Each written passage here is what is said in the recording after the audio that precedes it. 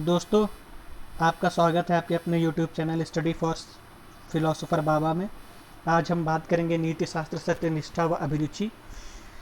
ये आपके मेंस का यूपीएससी सीएससी मेंस का फोर्थ पेपर है। दोस्तों, यूपीएससी सीएससी ने आखिर एक प्रश्न बनता है कि यूपीएससी सीएससी ने आखिर मेंस की जीएस 4 पेपर में एथिक्स को क्यों रखा। तो इसका आंसर है कि हमारे जीवन में कभी कभी ऐसी समस्याएं आती हैं जिनकी वजह से हम डिलेमा में पड़ जाते हैं कि हम क्या डिसीजन लें और क्या ना लें।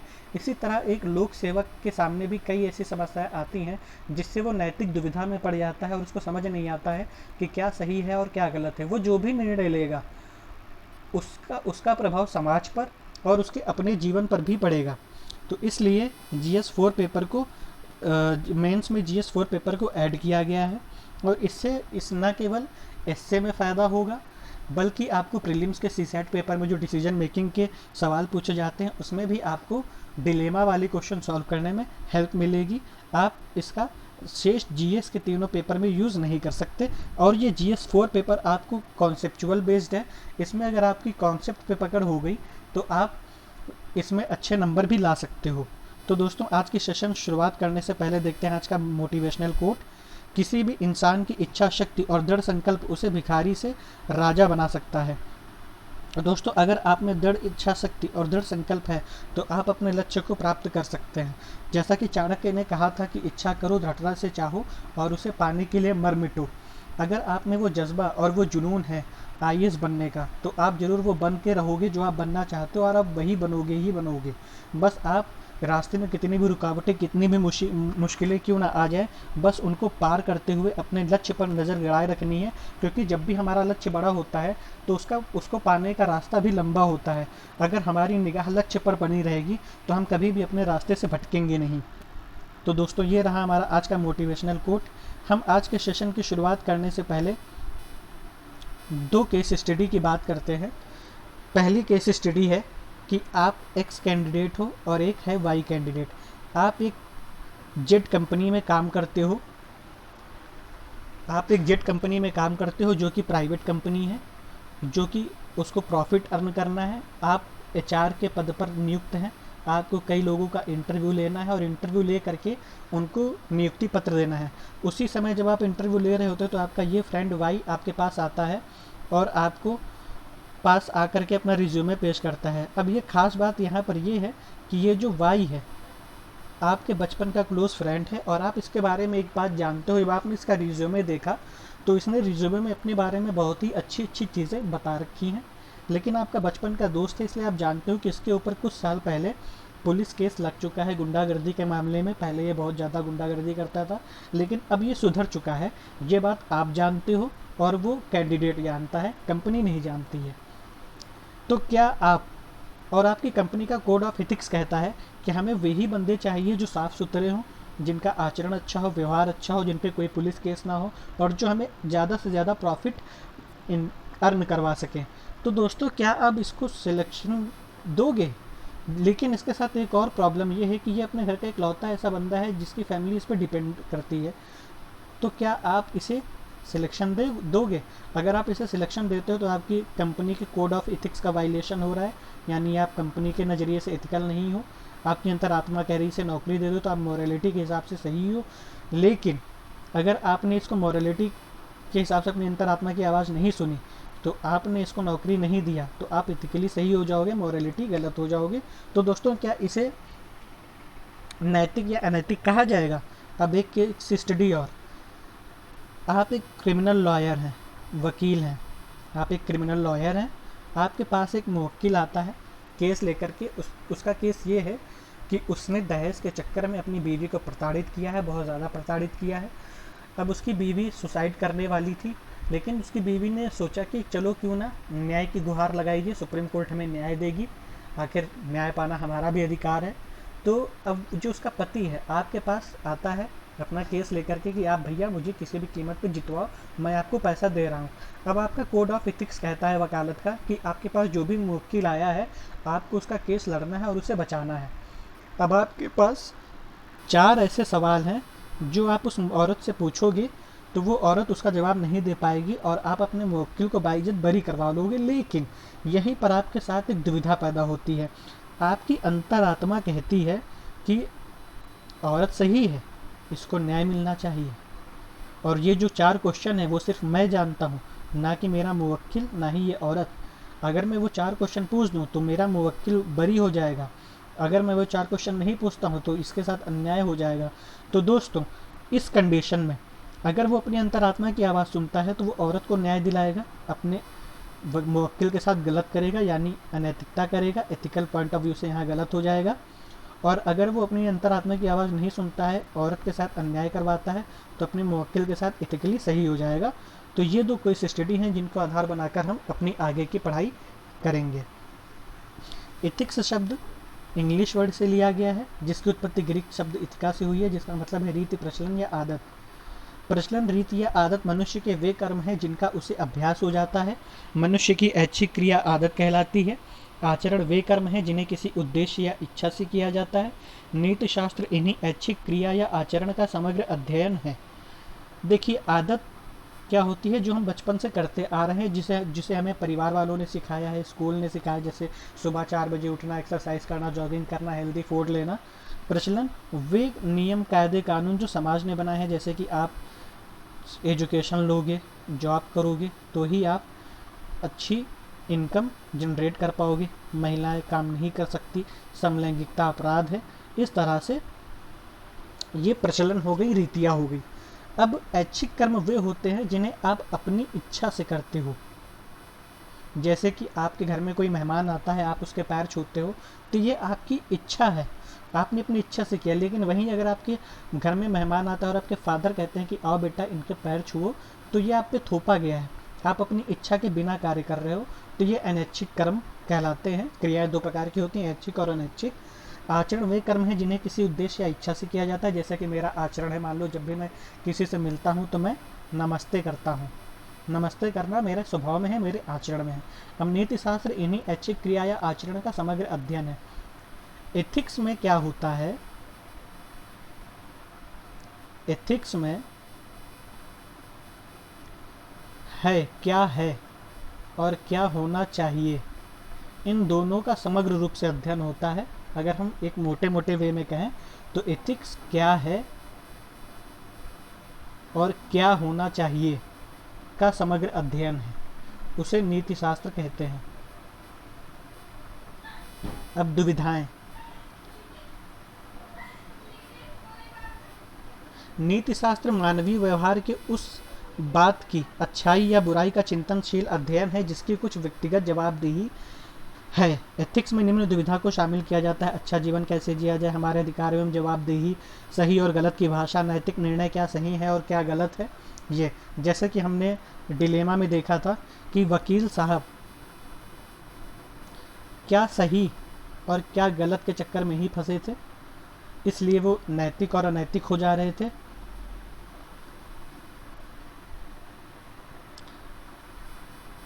एक्स कंपनी, मान लीजिए कि ये जो पहला एग्जाम्पल था दोस्त वाला, ये भी अनैतिक हो जा रहे थे, क्या सही और क्या गलत, क्योंकि उनके प्रति अधिकार जवाबदेहिता दोनों थे। इसलिए ये दुविधाएं हमारे सामने आती हैं। नैतिकता सही या गलत आचरण के संदर्भ में सिद्धांत या आदतें यह परिभाषित करता है कि किसी चीज़ को किसी व्यक्ति के आदर्शों एवं सिद्धांतों के अनुसार कार्य करना चाहिए। किसी भी व्यक्ति के आदर्श और सिद्धांत अलग अलग होते हैं। जैसे कि मान लीजिए मेरा आदर्श है, मेरा सिद्धांत है कि honesty is the best policy, तो मैं अपने सारे काम इसी के तहत करूँगा, ईमानदारी से करूँगा। जैसा कि मेरा सिद्धांत है सत्य बोलो, अहिंसा का पालन करो, तो मैं इन्हीं के अनुरूप मेरा व्यवहार, मेरा स्वभाव होगा। इसे हम नैतिकता कहते हैं। नैतिकता की विशेषता क्या होती हैं, आइए वो देख लेते हैं। नैतिकता एक आंतरिक पक्ष है जिसका पालन व्यक्ति अपनी मर्जी से करता है। नैतिकता का संबंध व्यक्ति के विवेक से है। नैतिकता अंतरात्मा की आवाज़ है। मूल्यों पर सभी लोग विश्वास करते हैं। नैतिकता तर्क और विवेक पर आधारित होती है। नैतिकता समय एवं परिस्थितियों के अनुसार परिवर्तित हो जाती है। नैतिकता का संबंध इस लोक से होता है। आइए एक एक करके देखते हैं। नैतिकता एक आंतरिक पक्ष है जिसका पालन व्यक्ति अपनी मर्जी से करता है। जैसे कि आपने वकील वाले केस में देखा कि उसकी अंतरात्मा बोल रही थी कि औरत बेगुनाह है, उसके साथ न्याय होना चाहिए, लेकिन वो कोड ऑफ एथिक्स के चलते वो इमोरलिटी को की तरफ बढ़ रहा था और एथिकली वो मुवक्किल को बचाना चाह रहा है और वो इस जगह पे फंस जाता है। नैतिकता का संबंध व्यक्ति के विवेक से यानी विजडम से होता है कि वो अपने विवेक से किस तरह से निर्णय लेता है। और नैतिकता तर्क और विवेक पर आधारित होती है। नैतिकता समय और परिस्थितियों के अनुसार परिवर्तित हो जाती है। जी हाँ, नैतिकता की एक खास बात होती है कि नैतिकता समय और परिस्थिति के अनुसार बदल जाती है। जैसे कि एग्जाम्पल देखें, एक समय समलैंगिकता हमारे समाज में जघन्य अपराध की श्रेणी में रखा जाता था, लेकिन कुछ टाइम बाद उसे वैध घोषित कर दिया गया। तो इस तरह से ये नैतिक हो गया। समाज जिसे अनैतिक मानता था वो अब नैतिक हो गया। अब बात करते हैं मूल्यों पर सभी विश्वास करते हैं। आखिर मूल्य क्या है? मूल्य उन्हें कहते हैं जिनसे हमें सामाजिक लक्ष्यों की प्राप्ति एवं उद्देश्यों की पूर्ति होती है। मूल्य दो प्रकार के होते हैं, पहला दृष्टिकोण के आधार पर और दूसरा उद्देश्य के आधार पर। उद्देश्य के आधार पर, दृष्टिकोण के आधार पर दो होते हैं, सकारात्मक, नकारात्मक। सकारात्मक सत्य, अहिंसा इत्यादि। नकारात्मक असत्य, हिंसा, विद्वेष। अब सत्य कैसे होगा? सत्य का क्या मतलब है यहाँ पर वो समझिए। सत्य का मतलब, सपोज करिए आप बीमार हो गए और आप डॉक्टर के पास जाते हैं। अगर आप डॉक्टर के पास जाते हैं और सच नहीं बताते हैं कि आपको क्या दिक्कत है, तो आपका इलाज संभव नहीं हो पाएगा। इसी तरह अहिंसा। जब अंग्रेजों ने भारत को 200 साल के लिए गुलाम बनाया था, तो जब महात्मा गांधी भारत आए थे तो उन्होंने कई सारे असहयोग आंदोलन, खिलाफत आंदोलन, इस तरह से कई सारे आंदोलन चलाए और उन्होंने अहिंसा के व्रत का पालन किया। उन्होंने बोला कि अहिंसा से ही हमें आज़ादी मिलेगी और उन्होंने अहिंसा से ही हमें आज़ाद करवाया। अब हम दृष्टिकोण के आधार पर नकारात्मक देख लेते हैं, असत्य। वही डॉक्टर वाला एग्जाम्पल, अगर आप अपने डॉक्टर से झूठ बोलते हो तो आप कभी टेक नहीं हो पाओगे। हिंसा, गांधी जी के ही टाइम पर उग्रवादी लोग भी थे जो कि हिंसा में विश्वास करते थे। लेकिन अगर सपोज करिए हिंसा से ही हमें आज़ादी मिलती, तो आज हम समाज में जो टॉलरेंस, सहिष्णुता देख रहे हैं वो हमें देखने को ना मिलती। आज ये रीति चल रही होती, आँख के बदले आँख। इस तरह से पूरी दुनिया जलकर भस्म हो जाती, राख हो जाती, दुनिया का पता भी ना चलता। ना आप होते, ना हम होते, कोई भी ना होता, ना आप IAS की तैयारी कर रहे होते। इस तरह के माहौल में हम जी रहे होते। आपने मिर्ज़ापुर देखा ही होगा, उसमें आँख के बदले आँख ही दिखाया गया है। तो सेम चीज़ यहाँ पर भी है। आइए हम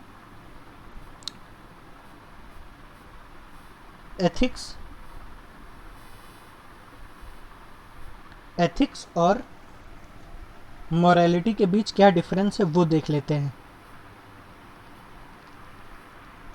एथिक्स और मॉरलिटी के बीच क्या डिफरेंस है हम वो देखेंगे, उसके बाद आगे की चर्चा करेंगे। अब देखिए, मानवीय कार्यों के विशेष वर्ग या विशेष समूह या संस्कृति इत्यादि के संदर्भ में मान्य आचरण, नियमावली यह परिभाषित करता है कि कैसे कोई चीज़ नियमों के अनुकूल है। ये होता है एथिक्स। एथिक्स जो है समाज के हिसाब से कार्य करता है। अब नैतिकता क्या है? सही या गलत आचरण के संदर्भ में सिद्धांत या आदतें। यह परिभाषित करता है कि कैसे किसी चीज़ को किसी व्यक्ति के आदर्शों एवं सिद्धांतों के अनुसार कार्य करना चाहिए। अब नीति शास्त्र ये कहाँ से आते हैं? सामाजिक व्यवस्था, बाह्य स्रोत। हम ऐसा क्यों करते हैं? क्योंकि समाज कहता है कि ऐसा ही करना चाहिए और ये ही सही है। जैसे कि समाज कहता है कि आप रास्ते में जा रहे हो, आपको कोई गरीब मिलता है, गरीब दिखाई पड़ता है और आपसे कहता है कि मुझे कुछ पैसे दे दो, खाना खाना है। अगर आप उसे पैसे देते हो तो आप समाज के दृष्टिकोण से नैतिक हो। यहाँ पर आपका स्वयं का विवेक काम नहीं करता, यहाँ पर आपका समाज का दबाव काम करता है। और नैतिकता में व्यक्तिगत या आंतरिक स्रोत काम करता है, क्योंकि हम ऐसा इसलिए मानते हैं क्योंकि कोई चीज़ सही है या गलत। हमें अगर कोई चीज़ सही लगती है तो ही हम काम करेंगे, वरना नहीं करेंगे। जैसे कि हमें लगता है कि ईमानदारी, honesty is the best policy, ये राइट कथन है। जैसे हमें लगता है कि हमें दूसरों के साथ वही व्यवहार करना चाहिए जो दूसरे हमारे साथ करें, ये सही है, तो हम उसी हिसाब से व्यवहार करेंगे। जैसे हमने किसी को सम्मान दिया तो बदले में हम भी इच्छा करेंगे कि हमें सम्मान मिले। तो इस तरह से ये आंतरिक होती है। अगर हम ऐसा नहीं करेंगे नीति शास्त्र में, तो हम दोस्तों समाज की गैर अनुमति का सामना करना पड़ सकता है या फिर नौकरी से निकाले जा सकते हैं। और नैतिकता में अपनी नैतिकता और सिद्धांतों के खिलाफ कार्य करना अलग अलग लोगों को भिन्न भिन्न तरीके से प्रभावित कर सकता है। वे असहज, पश्चाताप, उदासी इत्यादि महसूस कर सकते हैं। अगर हमने गरीब को रोटी नहीं खिलाई तो हम सामाजिक रूप से लोगों की आलोचना का शिकार बन जाएंगे। लेकिन नैतिकता में ऐसा नहीं है। नैतिकता में क्या है, हम हमारे जो वैल्यूज़ है, हमारे जो वर्च्यूज़ है, हमारी जो सिद्धांत है, हम उनके हिसाब से काम करेंगे। जैसे कि मान लीजिए हमने देखा कि सामने वाला बंदा करप्शन कर रहा है और करप्शन के साथ ही वो पैसे कमा रहा है और वो बहुत ज़्यादा करप्ट है, तो हम क्या करेंगे, हम अपना निर्णय तुरंत बदल लेंगे कि नहीं भैया, करप्शन बेकार चीज़ है, इससे आगे जाके नुकसान ही नुकसान होना है। तो हम क्या करेंगे, उसको छोड़ देंगे और हम ईमानदारी के ही रास्ते पर चलेंगे। तो ये हमारी, यहाँ पे हमारा विकल्प होता है, हम चूज कर सकते हैं किसी चीज़ को। इसी तरह नीति शास्त्र सिद्धांतों का कड़ाई से पालन करने वाले व्यक्ति में संभव है कोई नैतिकता नहीं हो तब भी। इसी प्रकार नैतिक सत्यनिष्ठा के पालन के क्रम में कोई व्यक्ति किसी दी हुई नियम व्यवस्था में नीति शास्त्रीय सिद्धांतों का उल्लंघन भी कर सकता है। एक नैतिक व्यक्ति संभवतः उच्चतर अनुबंधों से बंधा होता है। वह नीति शास्त्रीय संहिता का अनुपालन चुन सकता है क्योंकि वह व्यवस्था पर लागू होता है। अब नीति शास्त्र में क्या है, नीति शास्त्र का पालन वही करेगा जो एकदम कट्टर हो। लेकिन नैतिकता वाला व्यक्ति क्या करेगा, वो चूज करेगा, चॉइस है उसके पास कि हमें इन वैल्यूज को फॉलो करना है या नहीं करना है। तो ये उसके पास एक ऑप्शन है। तो ये है नैतिकता और एथिक्स में डिफिनीशन। अब हम बात करते हैं एथिक्स और मोरालिटी में, यानी नीति शास्त्र और नैतिकता में कोई डिफरेंस है। उससे पहले हम एथिक्स के बारे में जान लें। एथिक्स एक विषय है, एथिक्स एक व्यापक विषय है। जैसे ये घेरा एथिक्स है तो ये घेरा मोरालिटी है।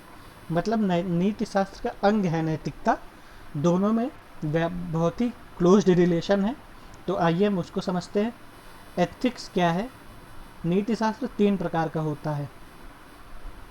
एक होता है नैतिक, एक होता है अनैतिक और एक होता है निर्नैतिक। नैतिक किसे कहते हैं? वही एग्जाम्पल, सपोज करिए आप रास्ते में जा रहे हो, लेकिन आपको कोई गरीब मिल गया, आपने किसी दुखियारी को देखा और आपने कहा कि चलो इसको खाना खिला देते हैं, उसको भूख लगी होगी, तो आप जो है नैतिक कहलाओगे। तो यहाँ पे ये नैतिक हो गया। लेकिन वहीं पर आपसे किसी ने पैसे मांगे और आपने उसे 2-4 थप्पड़ जड़ दिए और कहा लो बेटा पैसे और लो पैसे, तो ये आप अनैतिक यहाँ पे कहलाओगे। भले आपको पता है कि जो आपसे पैसे मांग रहा है वो सही कैंडिडेट नहीं है, वो बहुत बड़ा अपराधी है या फिर पैसे लेकर पैसे वापस नहीं करता है, लेकिन ये बात आपको पता है, समाज को नहीं पता है, इसलिए आप अनैतिक कहलाओगे। निर्नैतिक क्या होता है? निर्नैतिक क्या होता है? ये निर्जीव क्षेत्र होते हैं। निर्जीव क्षेत्र, इसमें आप कुछ भी करो ना इसका समाज पे असर पड़ेगा, ना आप पे कोई असर पड़ेगा, ना इससे आपकी नैतिकता सिद्ध होगी, ना इससे आपकी अनैतिकता सिद्ध होगी। कैसे? इसके अंतर्गत आता है जैसे आप कपड़े धुल रहे हो, प्रेस कर रहे हो, इस्त्री कर रहे हो, पढ़ाई कर रहे हो, घूम रहे हो, जॉगिंग कर रहे हो, इस तरह की जितनी चीज़ें हैं ये सारी वो चीज़ें हैं जो निर्नैतिकता के अंतर्गत आएंगी। अब हम बात करते हैं कोरिलेशन की। ये हो गया मोरालिटी, ये हो गया एथिक्स। अब हम बात करेंगे कि हमने दो केस स्टडी अब लेते हैं, एक में जिसमें आप एक कंपनी के एचआर हो, हम एचआर रिक्रूटर हो, आप कंपनी में इंटरव्यू ले रहे हो कैंडिडेट का, उसमें आपका वाइफ फ्रेंड आता है और आप उसके बारे में जानते हो कि ये कभी एक ज़माने में क्रिमिनल हुआ करता था, इसके ऊपर पुलिस केस लगा हुआ था, लेकिन वो अब सुधर चुका है। ये बात केवल आप जानते हो, आपकी कंपनी नहीं जानती। लेकिन अगर आप बाकी कैंडिडेट को छोड़कर उसका सिलेक्शन लेते हो तो आप मोरलिटी के हिसाब से तो सही हो गए, नैतिक हो गए, लेकिन इथिकली आप अनैतिक हो गए। तो और दूसरा जो वकील वाला एग्जांपल था उसमें भी सेम चीज़ था कि अगर वो वकील को बचाता तो वो एथिकली तो नैतिक हो जाता, लेकिन मोरालिटी के हिसाब से वो अनैतिक हो जाता। तो इस तरह से हम देखेंगे कि क्या कोई ऐसा भी रिलेशन है इन दोनों के बीच जो दोनों को बैलेंस करता हो। तो हम देखेंगे कि इस दोनों के बीच में कुछ ऐसा पोर्शन है जो कि इनको बैलेंस करता है, जिसे हम E+M एथिक्स प्लस मोरालिटी कहते हैं। अब इसको कैसे समझेंगे, इसको केस स्टडी के माध्यम से समझते हैं। सपोज करिए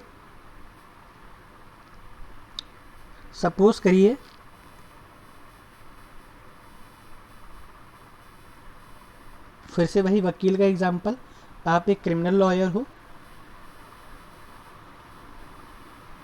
आपके पास एक महिला न्याय मांगने आती है, उसके साथ अन्याय हुआ है, उसके परिवार वालों ने अन्याय किया है, ससुराल वालों ने।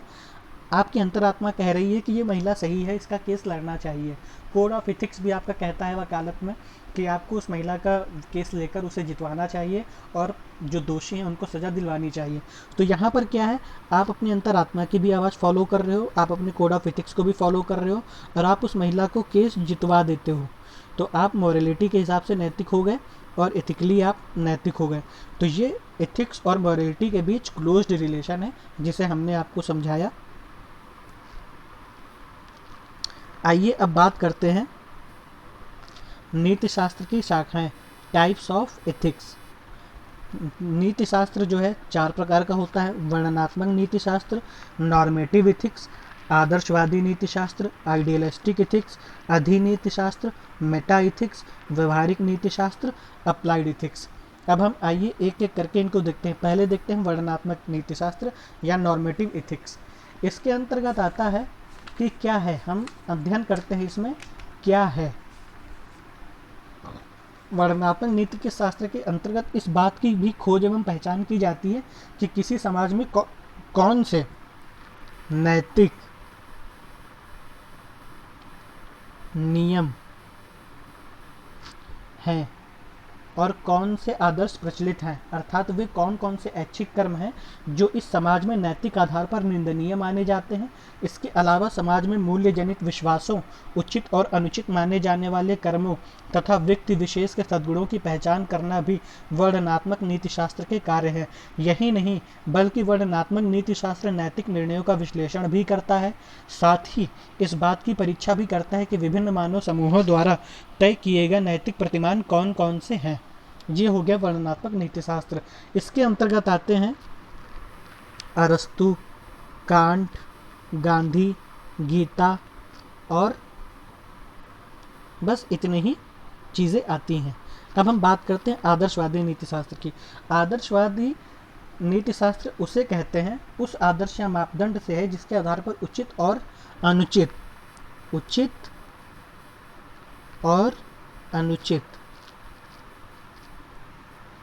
आचरण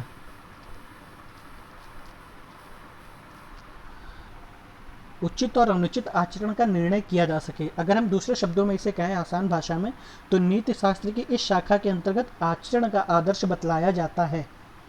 मतलब कि मानव का आचरण कैसा होना चाहिए, इस तथ्य की विवेचना की जाती है। जैसे कि एक बहुत ही फेमस लाइन है जिसे अभी हमने थोड़ी देर पहले बोला था कि हमें दूसरों के साथ वही व्यवहार करना चाहिए जिसकी हम दूसरों से अपेक्षा करते हैं कि वे हमारे साथ करें। इसी तर्क के आधार पर हम यह सुनिश्चित करते हैं कि किया गया कार्य उचित है या अनुचित है। अब जैसे कि झूठ बोलना, अब हम इससे कई निष्कर्ष भी निकाल सकते हैं कि झूठ बोलना, दूसरों को परेशान करना, उन पर हमला करना या फिर उनकी हत्या करना उचित नहीं है। क्योंकि अगर हम इस लाइन को फॉलो करें, अगर हम किसी को परेशान करेंगे तो बदले में वो भी हमें परेशान करेगा। अगर हम किसी से झूठ बोलेंगे तो बदले में वो भी हमसे झूठ ही बोलेगा। अगर हम किसी की हत्या करेंगे तो एक ना एक दिन कोई पलट के हमारी भी हत्या कर देगा। इसके अंतर्गत हम इसी की चर्चा करते हैं। अब हम बात करते हैं अधिनीति शास्त्र की। अधिनीति शास्त्र मेटा इथिक्स का हिंदी रूपांतरण है। इसमें निम्न में हम दो बातों पर विचार करते हैं कि नैतिक पदों और नैतिक निर्णयों के वास्तविक अर्थ क्या है, नैतिक निर्णयों का स्वरूप क्या है, नैतिक निर्णयों का अनुमोदन किस प्रकार किया जा सकता है। केवल इसमें इन्हीं बातों पर चर्चा की जाती है। इसे मेटा इथिक्स कहते हैं। अब हम बात करते हैं व्यवहारिक इथिक्स, अप्लाइड इथिक्स की। नीति शास्त्र की वह शाखा जिसके अंतर्गत कुछ विशिष्ट किंतु नैतिक रूप से विवादास्पद मुद्दों तथा यथा गर्भपात, जानवरों के अधिकार या इच्छा मृत्यु आदि का विश्लेषण किया जाता है, व्यवहारिक नीति शास्त्र कहलाता है। जब हम दुविधा और मानसिक द्वंद्व की स्थिति में होते हैं तो यही नीति शास्त्र हमें नैतिक सिद्धांतों का प्रयोग करना सिखाता है ताकि हम अपनी स्थिति को स्पष्ट कर सकें। अभी हम इसे केस स्टडी से भी समझेंगे। वर्तमान में प्रचलित आधुनिक जीवन शैली में नए नए मुद्दों को जन्म दिया है। इनमें से कुछ इस प्रकार हैं: क्या गर्भपात कराना अनैतिक है? क्या इच्छा मृत्यु की अनुमति देना अनैतिक है? मानवाधिकार क्या है और इसके अंतर्गत मानव के कौन कौन से अधिकार सम्मिलित किए जाते हैं? क्या जानवरों के भी अपने अधिकार होते हैं? क्या व्यक्ति को आत्मनिर्णय का अधिकार है? व्यवहारिक नीति शास्त्र के अंतर्गत ऐसे ही प्रश्नों पर विचार किया जाता है, लेकिन इसमें एक कंडीशन भी है कि ये कब ये आएगा। तो इसकी कंडीशन ये है कि कोई प्रश्न व्यवहारिक नीति शास्त्र की विषय वस्तु तभी बनेगी जब वो विवादास्पद हो, साथ ही उसके पक्ष और विपक्ष में तर्क देने वाले मानव समूहों की तादाद भी बड़ी हो, और दूसरा सिर्फ सामाजिक विवाद का ही विषय ना हो बल्कि नैतिक रूप से भी विवादास्पद हो। जैसे कि LGBT समलैंगिकता एक जमाने में अवैध थी, अनैतिक थी, अब क्या है, वैध हो गई। लेकिन अब भी इस पर चर्चा चलती रहती है। जैसे सेरोगेसी, जैसे DNA टेक्नोलॉजी, जैसे क्लोनिंग, ये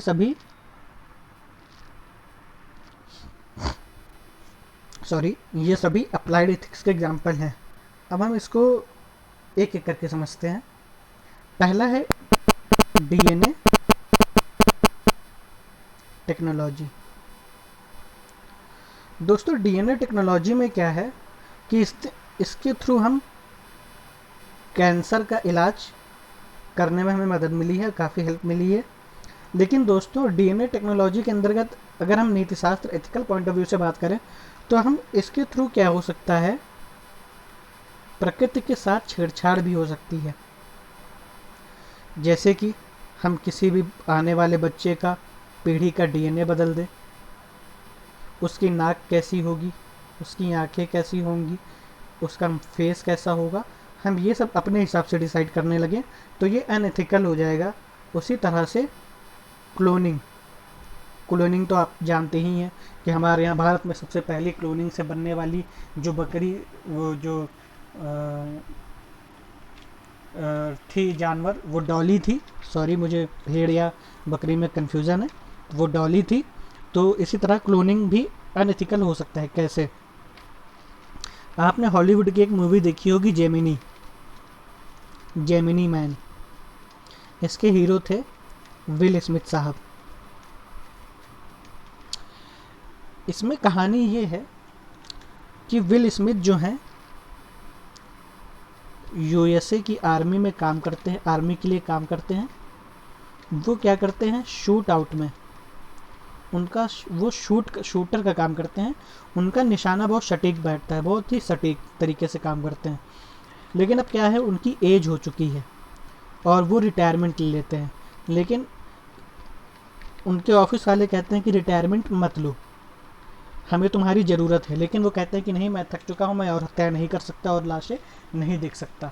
तो जो उनके बॉस होते हैं वो क्या करते हैं, क्लोनिंग तकनीकी का सहारा लेते हैं और वो विल स्मिथ के जैसा एक 25 साल का लड़का तैयार करते हैं। 25 साल का क्या, एक बच्चा तैयार करते हैं जिसको वो पालते हैं, फिर बाद में वो 25 साल का हो जाता है तो सेम विल स्मिथ के जैसा लगता है। वो विल स्मिथ से ज़्यादा फास्ट, सटीक निशानेबाज, सटीक फाइटर और बहुत ही उम्दा किस्म किस्म का सैनिक तैयार होके निकलता है वो। मतलब उसको थकान भी नहीं लगती है, असर ही नहीं होता किसी चीज़ का। तो इस तरह से वो क्या करता है, इसका यूज़ दूसरे कंट्री के लिए करता है ताकि वो दूसरे कंट्री में अपने वर्चस्व को स्थापित कर सके, आर्मी वाले। तो ये यहाँ पे अनएथिकल इसका यूज़ हो गया, ये अनैतिकता के डायमेंशन में यहाँ पे आ गया। अब इसका एक और एग्जांपल लेते हैं 2016 का मेजर गोगोई। अप्लाइड इथिक्स की बात हो रही है यहाँ पे, व्यवहारिक नीतिशास्त्र की।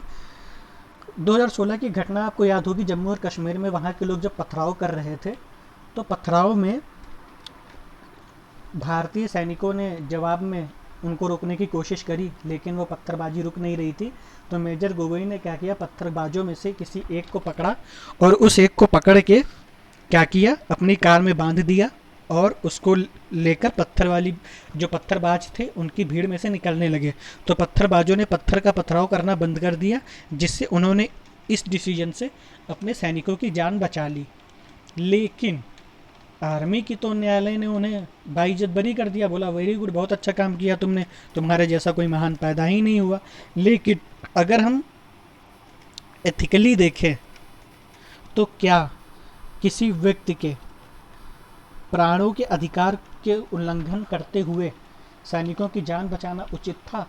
हम इसकी तर्कहीन आलोचना कर सकते हैं, लेकिन आलोचना का भी कोई क्राइटेरिया होना चाहिए, कोई नॉर्म होना चाहिए।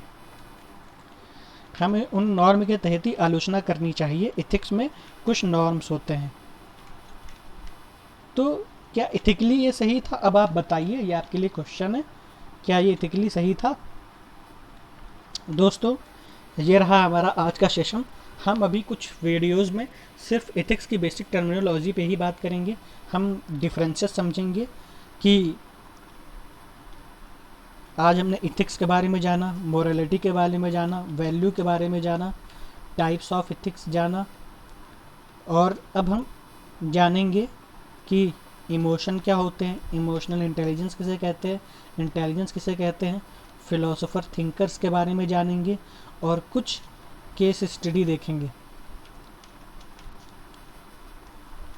कुछ केस स्टडी देखेंगे ताकि हम डिफरेंसेस को जान सकें। जब हम पूरे डिफरेंसेस को, कॉन्सेप्ट्स को समझ जाएंगे, तब हम अपने चैप्टर की शुरुआत करेंगे। जब हम अपने चैप्टर की शुरुआत करेंगे तो हम टॉपिक वाइज केस स्टडी भी सॉल्व करते जाएंगे ताकि आपको कॉन्फिडेंस बूस्टअप होता रहे कि आपका कॉन्सेप्ट क्लियर है। देखिए, नीति शास्त्र जो एथिक्स है, एथिक्स, इंटीग्रिटी, एप्टीट्यूड, ये अपने आप में एक व्यापक सब्जेक्ट है। बहुत ही इसके अपने डायमेंशंस हैं और हमें इसको पढ़ना है यूपीएससी पॉइंट ऑफ व्यू से, पढ़ना है यूपीएससी पॉइंट ऑफ व्यू से। तो हमें क्या है, टॉपिक वाइज जब हम इसमें इसके कॉन्सेप्ट समझ जाएंगे कि कौन सी टर्मिनोलॉजी क्या कह रही है, उसका क्या मतलब है, क्या मतलब नहीं है, क्या डिफरेंसेस है, क्या नहीं है, क्या समानता है। जब हम ये सब जान लेंगे तब हम इसके चैप्टर की शुरुआत करेंगे और फिर हम चैप्टर वाइज पढ़ेंगे, जैसा कि हमने सिलेबस में फर्स्ट वीडियो में डिस्कस किया सिलेबस को। फिर हम सिलेबस के हिसाब से चलेंगे और case study topic wise solve करेंगे। तो दोस्तों, आज का सेशन यही समाप्त होता है। और दोस्तों, अगर आप हमारे चैनल पर नए हैं तो हमारे चैनल को सब्सक्राइब करें और बेल आइकन पे प्रेस करें ताकि आपको नए वीडियोस का, आने वाले वीडियोस की नोटिफिकेशन मिलती रहे।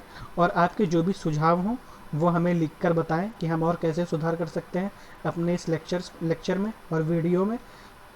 और हमें आपके सुझावों का इंतज़ार रहेगा। हम इंटरेक्शन के साथ पढ़ाई करेंगे और आपके ईमेल का भी जवाब देंगे।